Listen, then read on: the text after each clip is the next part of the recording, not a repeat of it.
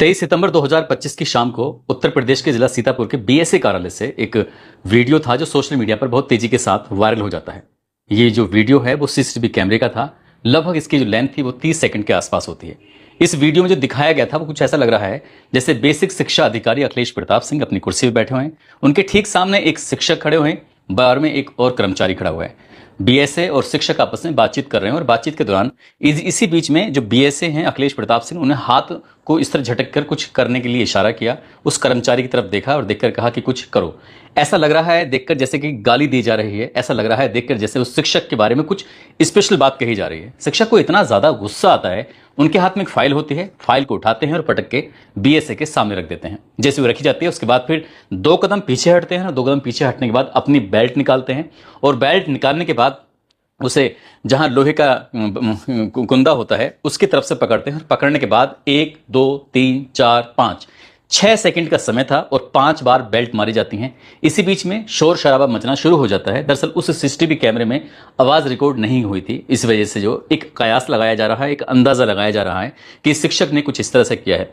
अब जैसी आवाज लगती है इसके बाद फिर जो बाहर कर्मचारी होते हैं, बताया जाता है कि 8 या 10 कर्मचारी होते हैं, मौके पर तत्काल प्रभाव से आ जाते हैं और जैसे आते हैं उसके बाद क्या होता है फिर वो सोशल मीडिया पर वायरल नहीं होता। हालांकि मीडिया ने भी और पुलिस ने भी ये जानने की कोशिश की कि आखिर आगे क्या होता है, लेकिन आगे एक सीन दिखाया जाता है कि शिक्षक को एक पुलिस वाला है, पहले तो वो कोतवाल की तरफ लेके जाता है और उसके बाद फिर ये पता चलता है सोशल मीडिया के माध्यम से कि शिक्षक को भी बहुत बुरी तरह से मारा गया है, पीटा गया है, जिससे कि उनके एक चेहरे का एक हिस्सा सूजा हुआ था, बाकी हिस्सा कपड़ों में छुप गया है। ऐसा लग रहा था जैसे उनके साथ भी बहुत ज्यादा मारपीट की गई थी।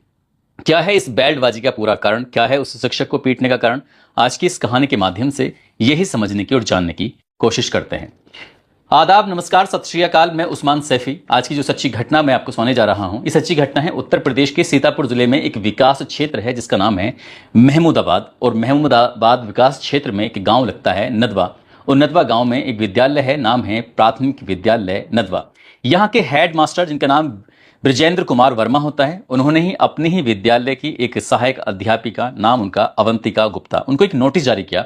नोटिस में कुछ इस तरह से लिखा गया कि बीएसए के निर्देशानुसार 17 से 22 जुलाई तक सैद्धांतिक परीक्षा में, 28 जुलाई से 20 अगस्त तक परीक्षाओं के उड़न दस्ते में शामिल, 21 अगस्त से 20 सितंबर तक आप जहां भी रहीं उस संस्था के प्रभारी का प्रमाणित प्रमाण पत्र उपलब्ध कराएं।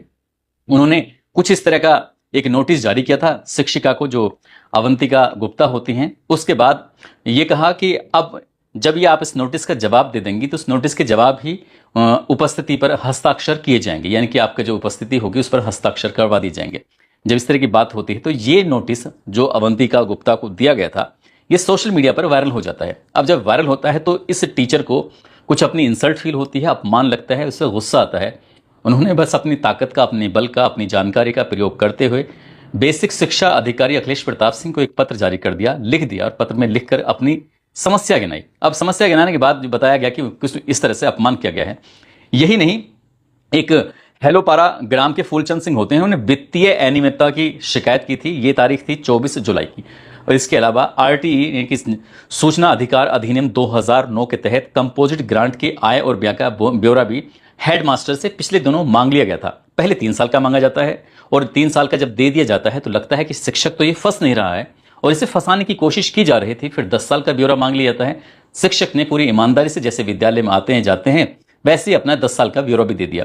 ब्यौरा दे देते हैं, लेकिन शिक्षक अपनी जो एक ईमानदारी पर, या फिर कह सकते हैं ईमानदारी की भी एक ठसक होती है, उस पर जमे हुए थे ब्रजेंद्र कुमार वर्मा, और उन्होंने जवाब दे दिया था। इसी बीच में एक ऑडियो था जो अलग अलग रूप में वायरल हो जाता है। वो अखबारों में भी इसका एक तर्जुमा टाइप का छपता है कि आखिरकार कैसा क्या वीडियो था।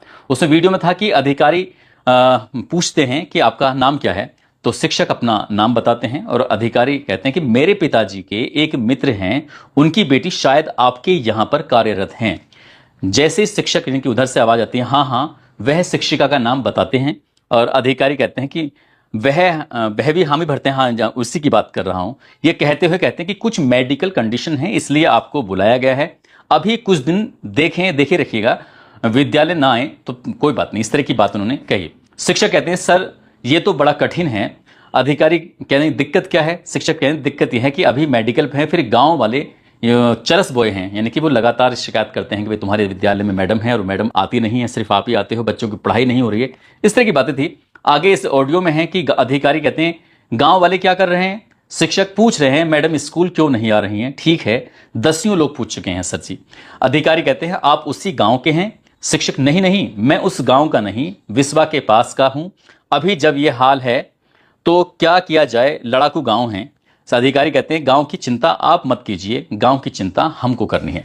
एक ऑडियो था जो ये वायरल होता है, दूसरा ऑडियो था जो अखबार में प्रकाशित होता है, वो भी वायरल होता है। उसमें कह रहे हैं अधिकारी आपसे जो कह रहे हैं वो आप करिए, गांव की चिंता आप मत कीजिए, गांव में शिकायत आएगी तो हम देखेंगे क्या समस्या है, गांव वाले क्या कहते हैं। शिक्षक पूछते हैं मैडम क्यों नहीं आ रही हैं। अधिकारी कह दीजिए मैडम जी मेडिकल पर हैं। शिक्षक वही तो हम बता रहे हैं सर, मेडिकल पे हैं, लेकिन बाद में क्या होगा, उनकी गाड़ी प्रधान के घर के सामने से गुजरती है।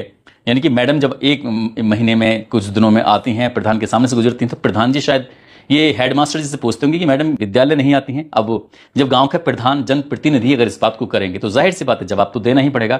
अधिकारी बोलते हैं कि आप लोग टाइम से आते हैं, यानी कि अब शिक्षक पर कहीं ना कहीं दबाव बनाया जाने लगता है। शिक्षक जी टाइम से आते हैं, अधिकारी सेल्फी मांगना शुरू करें तो कल से सेल्फी मांगना शुरू करें। इस तरह से गुस्से में जो कुछ ऐसे सेल्फी मांगने की बात आती है, क्योंकि सेल्फी से मतलब यह है कि विद्यालय में जाना है, वहां टाइम डेट वगैरह सब कुछ आएगा और स्कूल का फोटो खींचते हुए अधिकारी को भेजना है ताकि देखो हम तो टाइम पे पहुंचे हैं।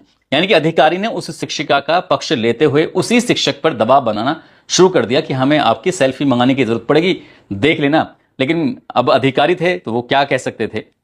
शिक्षक ने कहा आप मंगा लीजिए सर, आप मंगा लीजिए। अधिकारी तुमको मैंने बुलाया है इसीलिए तुम कहानी समझा रहे हो। अब शिक्षक ने पर और भी ज्यादा दबाव बनाया जाने लगता है। अधिकारी पता है विद्यालय में कौन कितने बजे आता है, शिक्षक पे फिर से दबाव बनाया गया। शिक्षक नहीं आप शिक्षक कहते हैं नहीं नहीं आप सब कुछ कर सकते हैं। अधिकारी तो जब मैं बता रहा हूं आप मैनेज क्यों नहीं कर रहे हैं। शिक्षक सर ऐसा न करिए, हफ्ते में एक दिन आ जाएं, एक दिन रेस्ट कर लें, ये डेली वाला तो बहुत लंबा टाइम है। जब ये बात सुनी जाती है तो अधिकारी को थोड़ा गुस्सा आ जाता है। वो शिक्षक से कहते हैं कि ठीक है जाइए, कल से सेल्फी भेजिए, अगले एक साल तक एक भी मिनट देरी हुई तो सस्पेंड कर दूंगा। शिक्षक कहते हैं कि थैंक यू सर। इतना था, ये दो अलग अलग ऑडियो वायरल हो जाते हैं। अब जब ये ऑडियो वायरल हुआ तो जाहिर सी बात है जो शिक्षिका ने शिकायत की थी कि जी हमारा अपमान किया है, हमें नोटिस भेजा है, वो अलग अलग व्हाट्सएप के ग्रुपों में वायरल हो रहा है, इससे हमारी बड़ी बदनामी हुई है, बड़ी बेइज्जती हुई है, कई शिक्षकों के हम पर फोन आ रहे हैं, अब हम सर क्या करें, इस तरह की बात थी। अब ये वाली इस नोटिस का जवाब देना तो था शिक्षिका यानी कि अवंतिका गुप्ता को, लेकिन बीएसए साहब ने उल्टा ही ये जो गुरुजी होते हैं ब्रजेंद्र कुमार वर्मा उनको बुलवा लिया। लेकिन इस बीच में एक और जानकारी थी, इसी विद्यालय में एक और सहायक अध्यापक होते हैं जिनका नाम संतोष कुमार होता है। संतोष कुमार वर्मा जी ने अपने एक पोस्ट सोशल मीडिया पर उसको शेयर कर दिया था। इन पर यह आरोप लगाया गया कि ये सोशल मीडिया पर पोस्ट शेयर किया गया है, समय पर विद्यालय ना आते हैं ना जाते हैं, इसलिए इनको निलंबित कर दिया गया।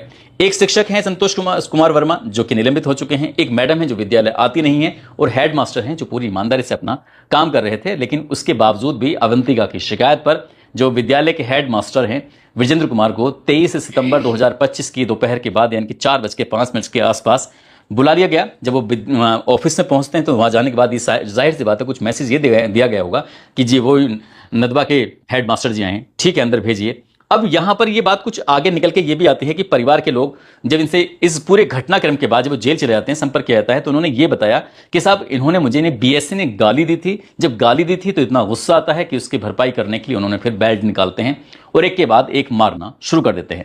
लगभग 6 सेकंड में 5 बेल्ट मारी जाती हैं, हालांकि और भी ज्यादा मारी जा सकती थी, लेकिन पहले से वहां पर एक कर्मचारी मौजूद होता है जो पीछे हट जाता है। लेकिन जब शोर शराबा ज्यादा होता है तो बाकी टीचर भी मौके पर आ जाते हैं या बाकी कर्मचारी भी मौके पर आ जाते हैं और उस शिक्षक के साथ बहुत ज्यादा बुरी तरह से मारपीट करते हैं। और जैसी मारपीट होती है तो ये मामला न केवल सोशल मीडिया पर बल्कि इलेक्ट्रॉनिक मीडिया और प्रिंट मीडिया में बहुत ज्यादा सुर्खियों बटोरने लगा। एक्स पर यह वीडियो बहुत तेजी के साथ वायरल हो जाता है कि एक हेडमास्टर किस तरह से बेसिक शिक्षा अधिकारी जो जिले का सबसे बड़ा पद होता है उसके साथ मारपीट कर रहे हैं। बस इतना था कि अब चारों तरफ इसी बात की चर्चा होनी शुरू हो जाती है। शुरुआत में जो वीडियो वायरल हुआ तो ऐसा लग रहा था जैसे कि सारी की सारी गलती हेडमास्टर जी की है, लेकिन हेडमास्टर जी का जब पक्ष सामने आता है, जब वो जेल चले जाते हैं, तो उसके बाद फिर अगले दिन बच्चों को ज्यादा गुस्सा आने लगता है। ये 23 की घटना थी, 24 तारीख को विद्यालय खुलता ही नहीं है, उसका ताला लगा दिया जाता है और जब ताला लग जाता है तो इस बात पर बच्चे अंदर नहीं जाते, ना ही विद्यालय को खुलने देते हैं और पूरा दिन हंगामा विरोध प्रदर्शन भी होता रहता है। इसी बीच में हालांकि बीएसए साहब ने कुछ नए शिक्षकों को वहां भेजा ताकि वो पढ़ाई कर सकें, और यही बात क्षेत्रीय विधायक उनको पता चल जाती है। तो 25 सितंबर 2025 को वो पूरे लाव लश्कर के साथ मौके पर पहुंच जाती हैं और पूछा जाता है कि चाबी कहां पर है। अब ऐसी स्थिति में जब चाबी मांगी जाती है विद्यालय की, तो चाबी वो उपलब्ध नहीं हो पाती है। तो विधायिका कहते हैं कि आप परेशान मत होइए, एक काम करते हैं, इसका ताला तोड़ दीजिए। 2 अलग कमरे होते हैं, इनका ताला तोड़ दिया जाता है। इस बीच में बच्चों ने जब विरोध करने की कोशिश की तो ये भी बात सोशल मीडिया पर बहुत तेजी के साथ वायरल होती है कि बच्चों के साथ अभद्रता की गई, उनके साथ बदसलूकी की गई, उनके साथ मारपीट की गई। हालांकि विधायक ने इस बात के आरोप को बिल्कुल पूरी तरह से खारिज कर दिया, बताया निराधार है, सिर्फ उन्हें बदनाम करने की, बल्कि स्कूल में राजनीति हो रही है, इस तरह की बातें थी। लेकिन एक वीडियो था जो बहुत तेजी के साथ वायरल होता है कि बच्चे बहुत बुरी तरह से रो रहे हैं अपने गुरुजी के लिए, ये कह रहे हैं कि उनको वापस लेके आइए, उनसे ही पढ़ेंगे, इसके अलावा हम किसी से नहीं पढ़ेंगे। इस बात से तो साफ जाहिर होता है कि वो जो जेल भेजे गए गुरुजी हैं उनकी तो बार बार तारीफ कर रहे हैं, उनको बार बार बुलाने की बात कर रहे हैं, लेकिन एक शिक्षिका जिसके पक्ष में प्रशासन का पूरा अमला सा दिखाई देता है, उनकी नारेबाजी हो रही है, उनके खिलाफ नारेबाजी हो रही है, और उनको कहा जाता है कि ये विद्यालय आती हैं, मेकअप करती हैं, इधर से उधर रहती हैं। हालांकि सोशल मीडिया पर उनकी कुछ वीडियो भी, रील्स भी वायरल होती हैं जो कि वो कुछ एक्टिंग कर रहे हैं, जैसे किसी गाने पर लिपसिंग करना होता है या फिर किसी डायलॉग पर लिपसिंग करना होता है। ये भी जब सोशल मीडिया पर बहुत ज्यादा वायरल होता है। फिर अगली तारीख आती है कि 26 सितंबर 2025 को बच्चे विद्यालय जरूर आए थे, लेकिन विद्यालय के अंदर नहीं गए। उन्होंने मना कर दिया साफ साफ कि जब तक हमारे गुरुजी नहीं आएंगे तब तक हम विद्यालय में बिल्कुल भी नहीं जाएंगे। अब ऐसी स्थिति में यह मामला सोशल मीडिया के माध्यम से पूरे देश भर में चर्चा का विषय बन जाता है। लेकिन अफसोस की बात यह थी कि जो प्रदेश के मुख्यमंत्री थे, ना तो उनका कोई इस पर बयान आता और ना ही जो शिक्षा मंत्री होते हैं, ना ही उनका कोई बयान आता।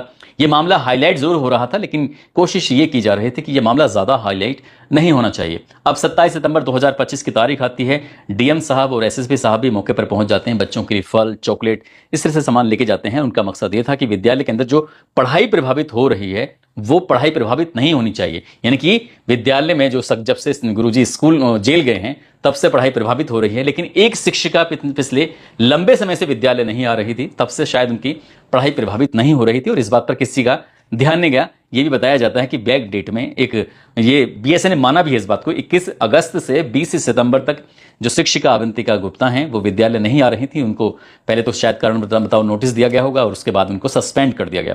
उनको तो सस्पेंड कर दिया गया, लेकिन जब सोशल मीडिया पर हर जगह विपक्षी नेता हों या फिर पक्ष के भी 1-2 नेता हों, उन्होंने भी और कई लोगों ने भी इस बात पर आवाज उठाना शुरू कर दिया कि जो ये वीडियो वायरल हुआ था सोशल मीडिया पर बीएसए को बेल्ट से पीटने वाला, उसके आगे का भाग वायरल क्यों नहीं हुआ, वो सामने क्यों नहीं आ रहा है। क्योंकि शिक्षक के साथ जिस तरह से मारपीट की गई, उनका चेहरा, उनका शरीर के अलग हिस्सों में चोट के निशान देखे गए हैं, तो फिर वो वाला हिस्सा भी आना चाहिए, पता चलना चाहिए कि आखिरकार बीएसए ने क्या किया है। ऑडियो वायरल जो हुआ है, उस ऑडियो वायरल पर ये ऑडियो क्या वाकई अखिलेश प्रताप सिंह बीएसए का और जो शिक्षक हैं ब्रजेंद्र कुमार वर्मा, उन दोनों का है या किसी और का है, इस बारे में बीएसए की कोई सफाई नहीं आई है। साथ ही जो चेहरा सूजा हुआ है उसमें ये बताया गया कि जो परिवार के लोग जब 27 तारीख यानी 27 सितंबर 2025 को ये लोग वहां जाते हैं जेल में, अपने परिवार के लोग मिलने के लिए जाते हैं, तो बताते हैं कि बीएसए ने पहले गाली देना शुरू कर दिया था। जब गाली देना शुरू कर दिया तो गुस्सा आया, इसलिए उन्होंने बेल्ट से पीटना शुरू कर दिया। लेकिन बात यही थमती नहीं है। हालांकि बच्चों की पढ़ाई जरूर शुरू हो गई है, लेकिन शिक्षक संघ के अलग अलग संगठन, बार एसोसिएशन और देश भर से एक मांग उठने लगी कि बीएसए के खिलाफ भी एफआईआर दर्ज होनी चाहिए। उनके समर्थन में जो भी 8-10 लोग आए थे, वो कौन थे, कर्मचारी थे, शिक्षक थे, उनके खिलाफ भी एफआईआर दर्ज होनी चाहिए और एफआईआर दर्ज होने के बाद फिर निष्पक्ष जांच होनी चाहिए और निष्पक्ष जांच होने के बाद दूध का दूध पानी का पानी हो। एक ईमानदार अध्यापक अगर अपना काम पूरी ईमानदारी से कर रहा है तो उसके साथ तो कम से कम ऐसा नहीं होना चाहिए। मीडिया कर्मियों ने जब शिक्षक की पत्नी सीमा वर्मा जी से ये पूछा तो वो कहती हैं कि पहले तो 3 साल का ब्यौरा मांगा गया, उनके पति ने पूरा का पूरा ब्यौरा उपलब्ध करा दिया, तो फिर 10 साल का ब्यौरा मांगा गया कि 3 साल में नहीं फंसे तो 10 साल में तो फंसे जाएंगे। लेकिन शिक्षक अगर वो ईमानदारी की ठसक ना होती तो शायद वो मैडम के मामले में मैनेज करने को तैयार हो जाते, और इसीलिए वो मैनेज करने को तैयार नहीं थे और यही कारण था कि उन्हें बेल्ट से बीएसए को पीटना पड़ा। भले चाहे आगे कुछ भी हो, बीएसए साहब के टीम ने उन्हें पीटा है नहीं पीटा है इस बात का तो शायद कभी किसी को पता नहीं चल पाएगा, लेकिन अखिलेश प्रताप सिंह की 6 सेकंड में 5 बेल्ट जो मारी गई है ना, उस बेल्ट की गूंज शायद पूरी जिंदगी उनको याद रहेगी और जहां जहां भी उनकी पोस्टिंग होगी वहां वहां भी लोग उनको याद करके इसी बात से संबोधित करेंगे कि ये वही बीएसए हैं जिनको एक हेडमास्टर जी ने बेल्ट से पीटा था। हालांकि हम इस बात का समर्थन नहीं करते, लेकिन जो पाप किए हैं उसकी सजा तो मिलेगी, जैसे गुरुजी को मिल रही है जेल जाकर, ऐसी बीएसए को पूरी जिंदगी इस बात की सजा मिलती रहेगी। हम भी ऐसी उम्मीद करते हैं। दोस्तों, इस पूरे घटनाक्रम को सुनाने का उद्देश्य किसी को परेशान करना नहीं है, किसी का दिल दुखाना नहीं है, बल्कि आपको जागरूक करना है, आपको सचेत करना है, बल्कि मैं तो मुख्यमंत्री योगी आदित्यनाथ से ये अपील करूंगा कि इन्हें इस मामले में हस्तक्षेप करना चाहिए था, बच्चों की एजुकेशन के देखते हुए कि कम से कम ये बताना चाहिए था कि जो हुआ है वो गलत हुआ है। साथ ही जो बेसिक शिक्षा मंत्री हैं संदीप सिंह बताए जाते हैं, जो पूर्व मुख्यमंत्री कल्याण सिंह के पोते हैं, तो उन्हें भी कुछ बोलना चाहिए था, उन्हें भी अपनी बात रखनी चाहिए थी। हालांकि मैंने ट्वीट करके कहा कि आप तो बहुत अच्छा बोलते हैं, आपको बोलना चाहिए, लेकिन वो बोले नहीं, ना ही कोई जवाब आया।